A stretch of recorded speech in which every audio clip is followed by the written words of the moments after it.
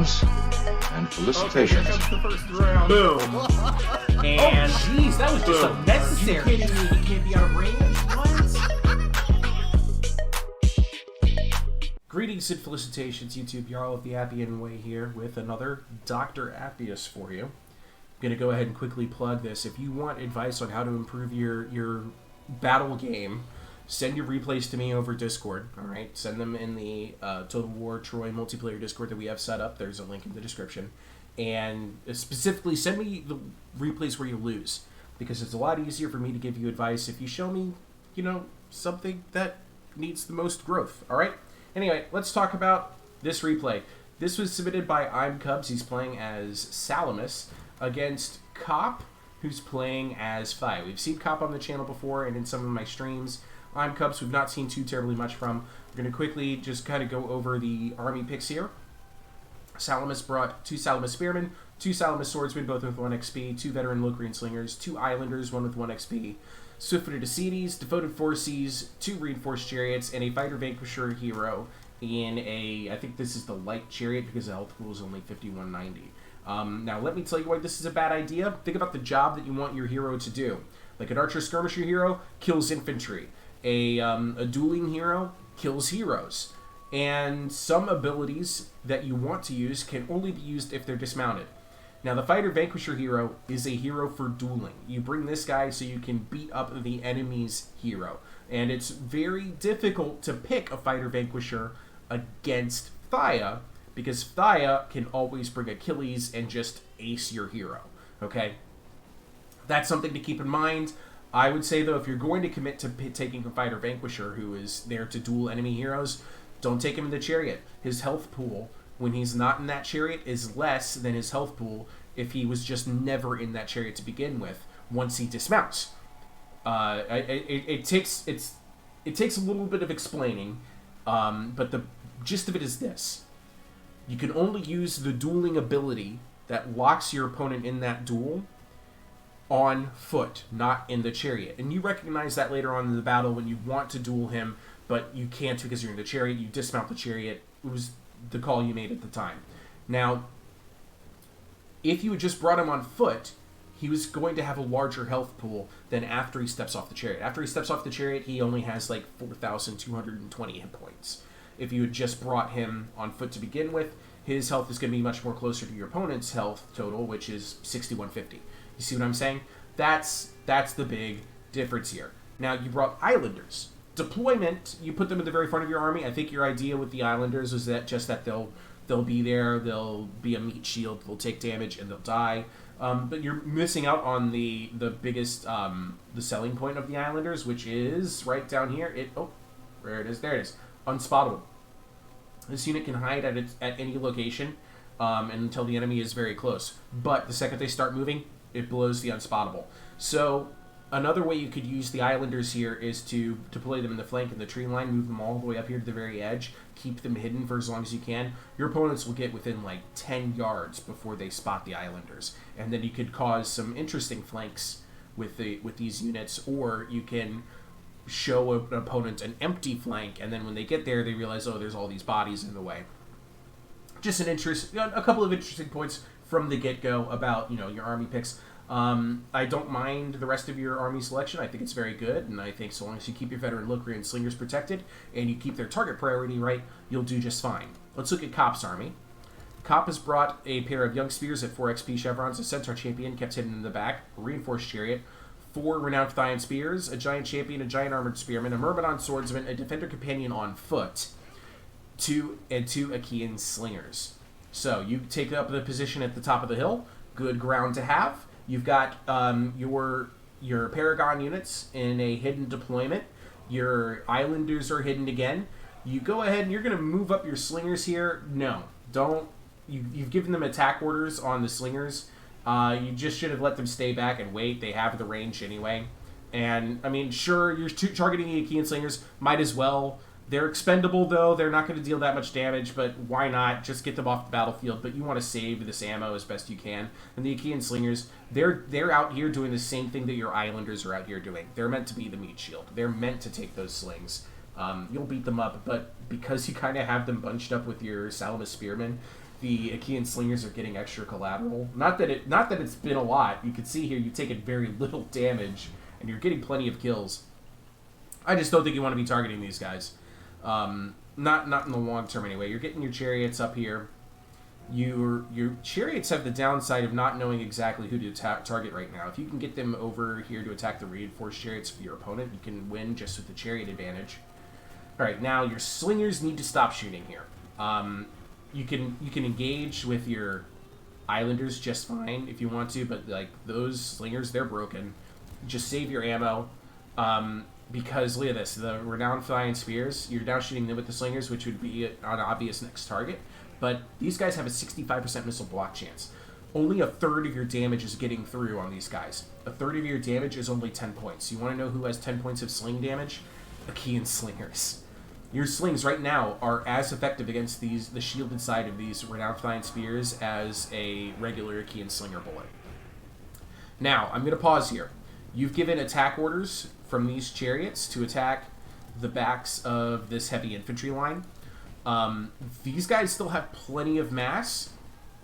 You really don't want to be attacking heavy infantry, even with heavy chariots, unless they're engaged. So the better order would have been to attack all 4 of the renowned Phthia spears with your 4 heavy infantry, wait until they're engaged, and then attack with your chariots.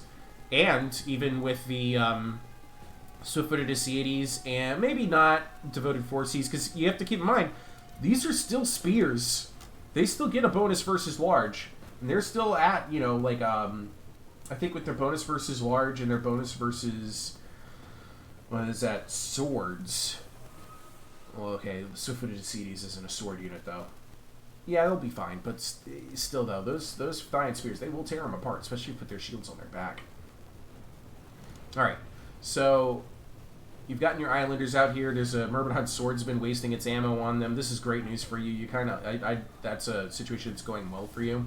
He's going to turn around his heavy spears to attack your chariots. Yeah, I would too. But now that means your slingers could target them because their backs are turned to you. But it looks like your slingers are busy shooting at...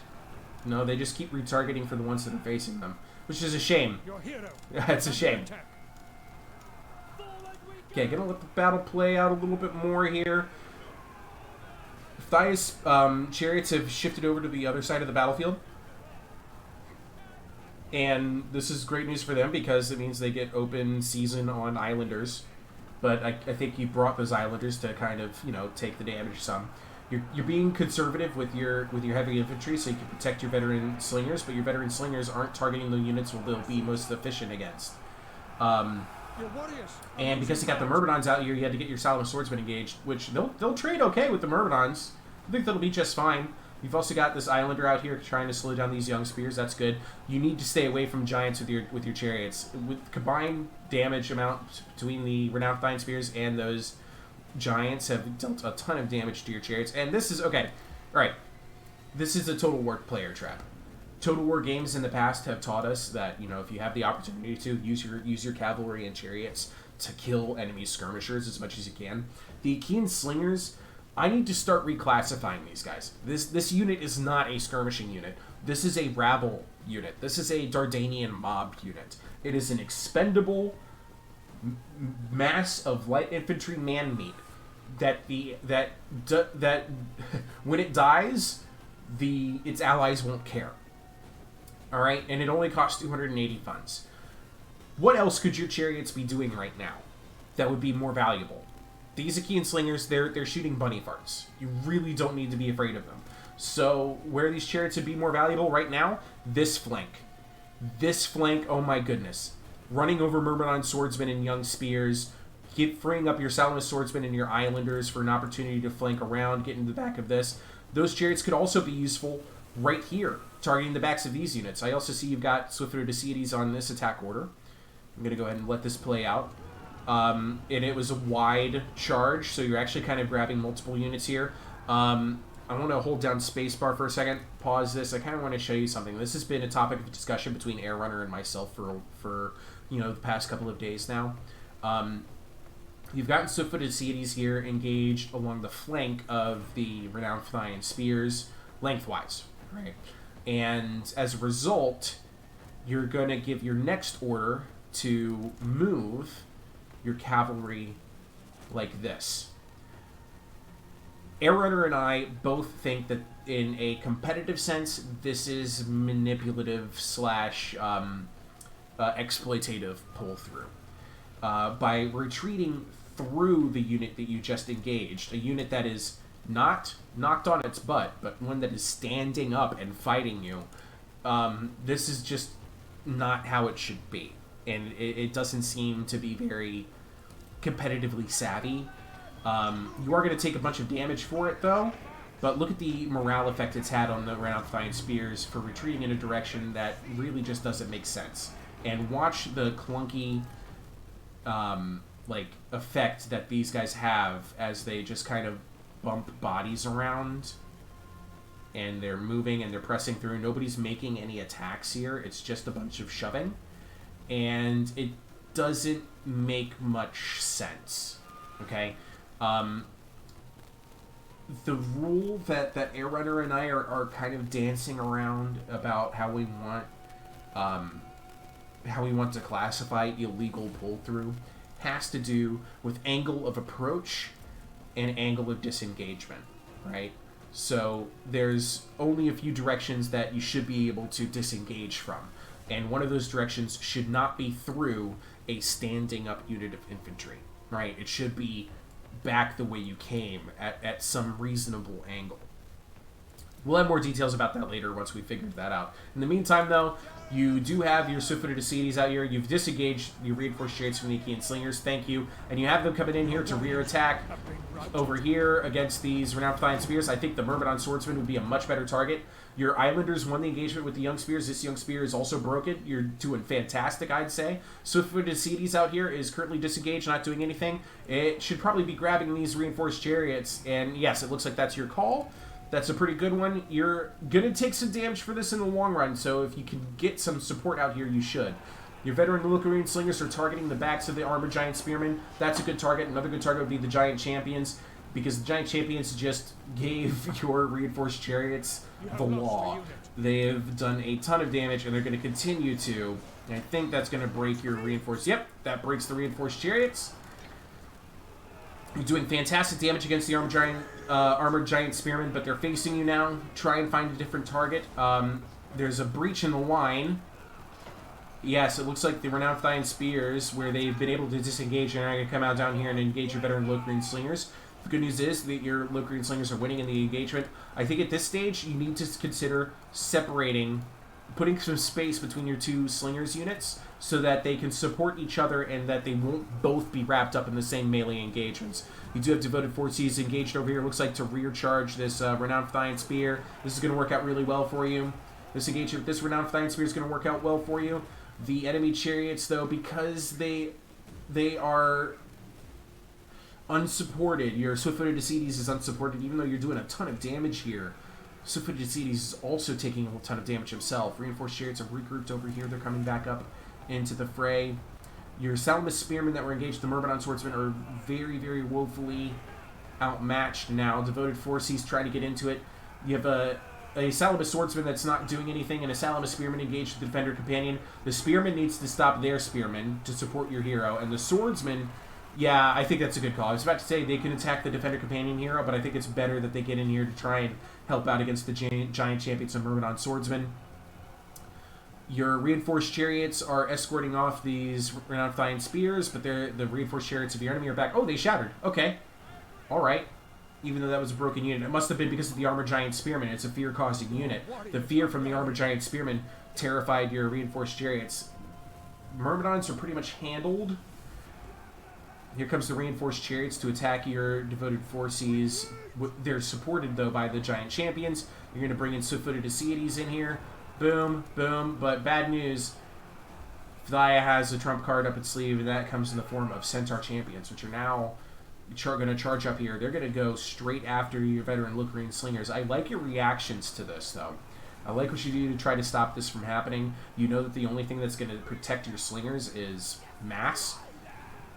So, okay, yeah, the Centaur Champions are going to wrap up the Salamis spearmen. You're going to activate your Aristea on your hero. Honestly, I thought the Centaur champions would have stopped with that spearman by now. But yeah, you're going to immediately put up a line of mass between you, between your Locrian slingers and the Centaur champions, but there's just too many Centaur champions. They have attack orders to go after the veteran Locrian slingers. So he's going to give back to you a little bit of what you gave to him with the pull-through orders. And as a result, he's going to get into your slingers. And again, if you had just separated your slingers or just had them disengage in different directions, they'd be able to support each other. One of them would be engaged in melee, the other would be shooting them in the back. This is a unit that's pretty good in melee, but only when it's not exhausted. I think over here is you discovering that you can't melee the Defender Companion hero. He's activated his Aristea, so he's going to get probably one last heal. Yeah, he just dropped it right there for the favor of Asclepius with his Aristea, giving him the cooldown for free. It's looking fairly balanced, but you have to be able to protect your veteran Locrian slingers, right? And there's still Centaur champions kind of just engaged all over the place, and I think what we're going to see here is a chain route from the fear effects in the favor of Asclepius is healing everybody up for Phthia. Really swings the balance of power against you. The veteran Locrian slingers are too tired to fight. The Salamis spearmen and Salamis swordsmen are too scared to fight. Your hero's left all by himself, and that's pretty much all she wrote for this battle. There's plenty of Phthia infantry units still in the battlefield. Nothing is able to stop the Centaur champions anymore from taking out your veteran Locrian slingers.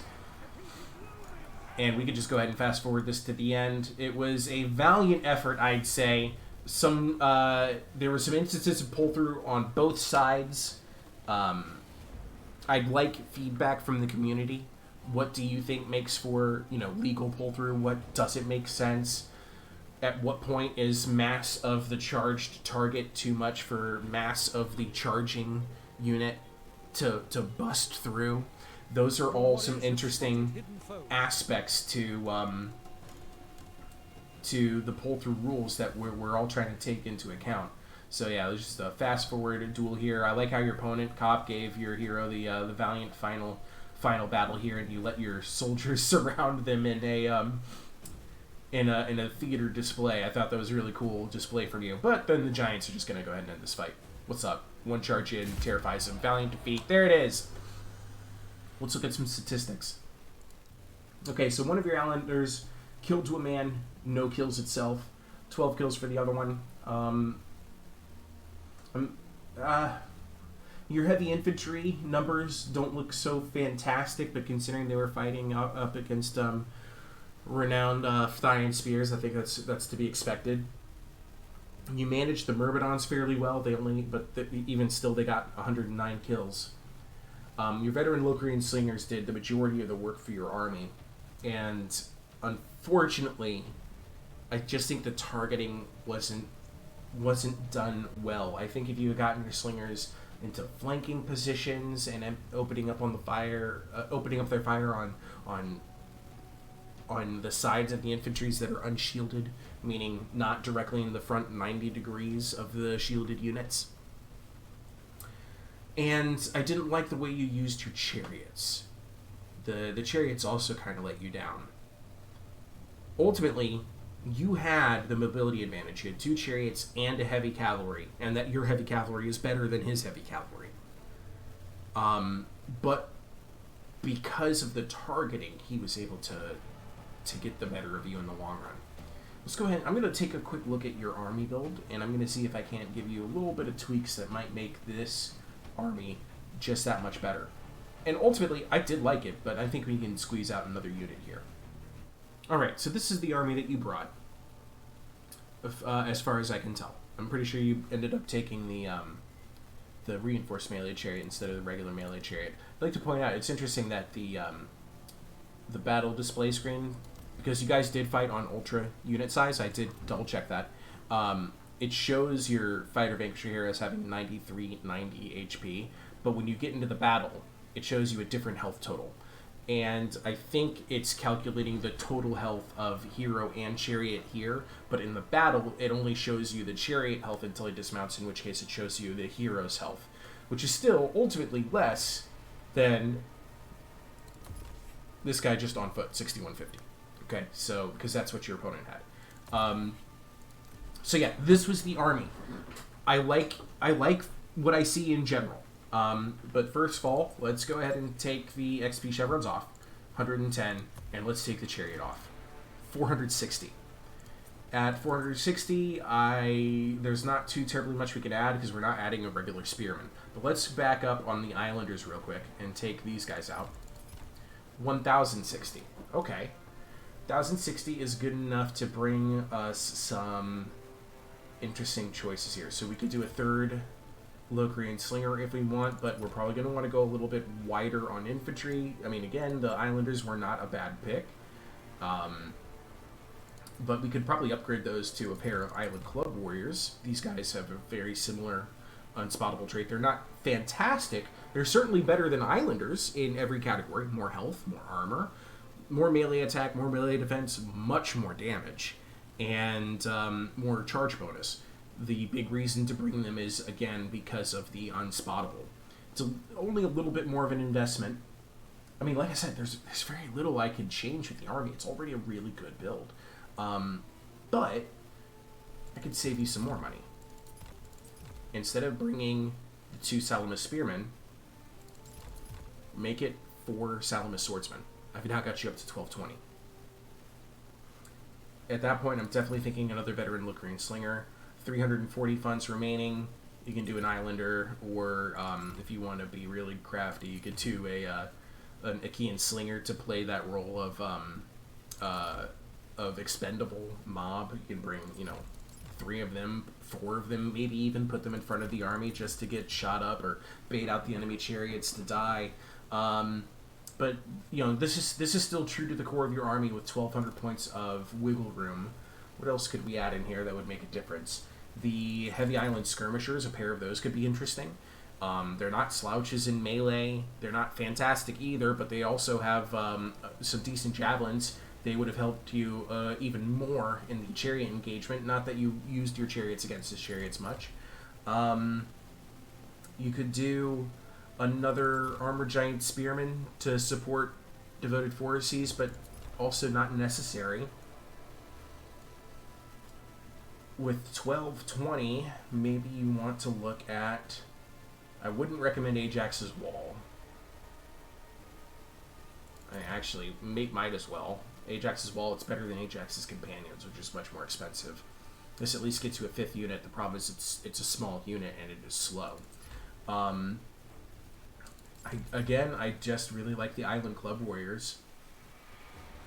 Or, can I get another 60 points here? Not with a hero.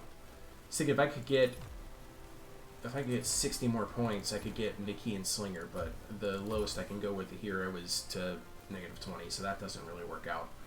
Ultimately, though, I think the Fighter Vanquisher isn't the hero you want when you're fighting Phthia. I think the hero you want is going to be an Archer Skirmisher.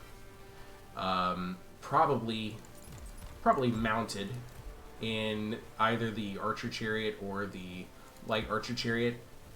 So you can bring these guys back into the plan here. 270 left over. Ooh, 270. Man, that's tempting to try and get 10 more points to throw in an Achaean Slinger. But you get the idea, I think, at this stage.